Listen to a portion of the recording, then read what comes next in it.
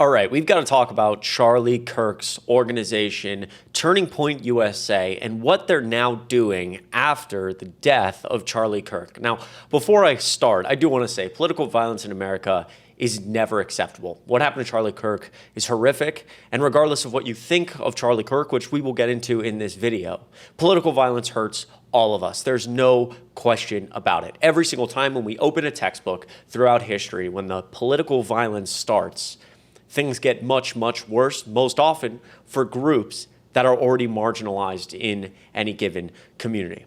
Now, today, I want to start with Erika Kirk, Charlie Kirk's wife, and the speech that she gave after Charlie Kirk died. Because before we knew really anything about the motives of the shooter, she said something very, very specific. Take a listen. The evildoers responsible for my husband's assassination have no idea what they have done. They killed Charlie because he preached a message of patriotism, faith, and of God's merciful love. But they should all know this. If you thought that my husband's mission was powerful before, you have no idea. You have no idea what you just have unleashed across this entire country and this world. You have no idea.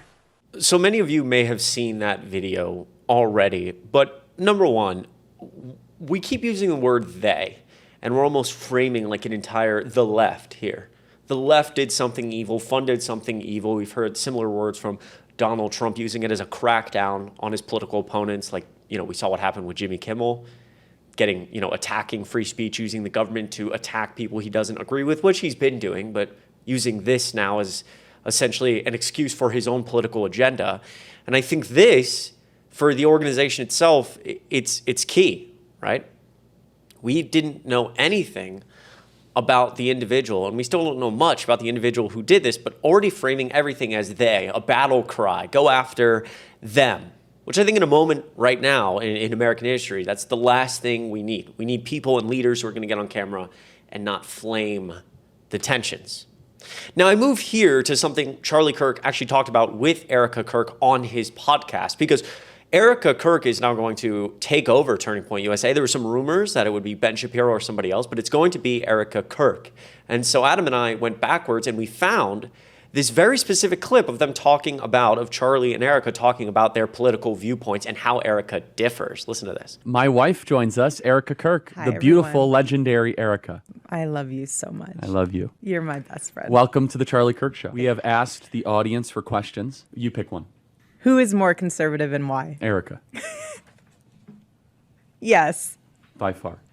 Not even close. I am a moderate compared to Erika. Andrew always jokes that once you got married to me, you got more based. That's true. That is true. No, Erika is very conservative. Do you think having kids made you more conservative? 100%. You might know already who Charlie Kirk is and some of the things that he said, but what could Erika Kirk possibly believe in that makes her so much more conservative than Charlie Kirk? I mean, they didn't even have to debate. It was instantaneous. Oh, she's way more conservative. I'm moderate compared to her. Okay. Well, what I want to do now is play you a few clips of Charlie's to help you get an idea of where he stood on some of these issues and make you think about where Turning Point USA is going to go now. First, listen to this clip from this week talking about how we should be thinking about Charlie Kirk. We must stop calling Charlie anything other than a civil rights leader. We need to plant that stake deep. It is time that we point out that what he was doing was not politics. What he was doing was trying to stand up for people's civil rights. Okay, so this is the framing we're going to go with. That Charlie Kirk was a civil rights leader. Wow. Well, this is what Charlie Kirk had to say about civil rights. Take a listen. In our piece, that Kirk describes King as, quote, a bad guy. It's true. And Kirk self-described very, very radical. view that the country made a mistake when it passed the Civil Rights Act. Also true. As we note in the piece, Kirk has previously described Kirk as a hero and a civil rights icon. It's true. I used to be wrong. What inspired Kirk to shift his view on MLK? Why does Kirk think that MLK is a bad guy? When Kirk says that MLK says, quote, one good thing he didn't believe, what does he mean by that? Why does Kirk believe passing the Civil Rights Act was a mistake? Now, again, apparently they don't listen to the show because we do that at least once a week, right? Wow. So Charlie Kirk believes MLK was a bad guy. Passing the Civil Rights Act was a mistake. Again, this supposedly civil rights icon. And again, Erika Trump being more conservative than Charlie. Let's take a look at another clip where he's talking about transgender individuals, the LGBTQ plus community. People are sick, and I don't say that lightly. The NCAA is a perverted organization. They platformed a biological male who won a national championship and then was allowed in incredibly disturbing detail to be around you and your fellow competitors. And again, I blame the decline of American men. This never should have been, someone should have just took care of it the way we used to take care of things in the 1950s or 60s. But, What does that mean?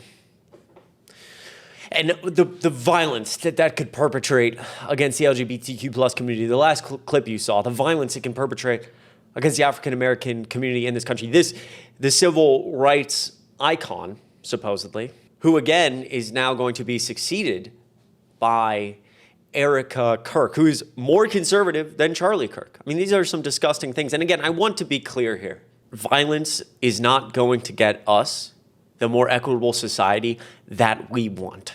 I just want to be clear about that. With that being said, it's still important to talk about how we feel about Charlie Kirk when he was living, to not, change his entire life, our feelings on his life, because of the tragic thing that happened to him. Charlie Kirk was somebody who would, tweet about me or Harry, one of my friends, or anything. And the things I'm saying right now, I said all the time before this tragic event with Charlie Kirk. And I don't think it's actually appropriate in our emotions, in our high emotion, to change our viewpoints on somebody. We can still outline that this event was tragic while still saying the things that this man said were horrible.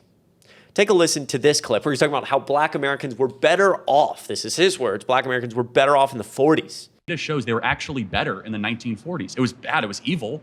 But what happened? Something changed.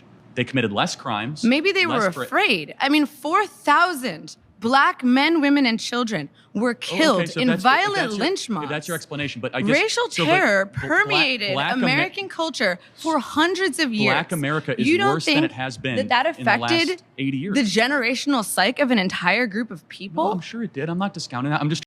Wow. Again, I'm just going to keep saying it over and over and over again before we get to the last clip. Erika Kirk, more conservative than this. I mean, Joe Biden is a bumbling, dementia-filled Alzheimer's corrupt tyrant who should honestly be put in prison and or given the death penalty for his crimes against America. Wow. I mean, Joe Biden. Wow. Put Joe Biden to death. Let me know what you think of all of this in the comments down below. I hope everybody is staying sane out there, or at least trying to, with what's going on. I know there's still a lot of processing that a lot of us are doing, especially I know most people watching this video care deeply about the country, and it can be challenging to try to understand where we go from here. Be kind to yourself. Try to lead with love and empathy as much as you can. I'm proud of you. I appreciate you. I hope you have a great start to your weekend. My name is Chris Mowrey, filling in for Adam Mockler on the Adam Mockler channel. If you enjoyed this video, check out the link to my YouTube channel in the description down below. Make sure you're subscribed here. We're building something to punch back against MAGA media, against a lot of the misinformation we're hearing moving into 26 and 2028. And if you want to be a part of that, all you have to do is hit subscribe. We love you so much. We appreciate you. I will see you in the next video.